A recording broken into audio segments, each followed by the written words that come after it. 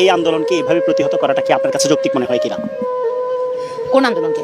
শিক্ষার্থীদের দাবি যেটা দমন পীড়ন, এটা তো আপনি কালকে যে সাইদ যে ছেলেটা ছিল, যে ছবিটা, রংপুরের ছেলেটা, ও নিরস্ত্র একটা ছেলে। আপনি স্টুডেন্টদের উপরে গুলি চালাতে পারেন?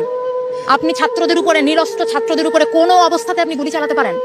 এটার জবাব প্রশাসনকে দিতে হবে। বাংলাদেশের মানুষ এটা জানতে চায় যে আমরা একটা প্রাণের কথা বলবো, একটা দাবি তুলবো, আপনার সেটা পছন্দ না হতে পারে, আপনি বাহাস করেন আমার সাথে, আপনি আমাকে কথা বলতে দিবেন না, আমি কথা বলবো, আপনি গুলি করে মারবেন। ও একটা মায়ের বাচ্চা, ও একটা বোনের ভাই, আপনি ওকে মেরে ফেলছেন, এটা একটা কথা হলো? এটা কিছু হলো? এইটাকে আপনি বলবেন? এইটাকে আপনি স্বাধীনতা বলবেন? আমি কিভাবে, আপনি কি এইখানে আপনি এই প্রশ্ন তুলবেন যে রাজাকার নাকি কি?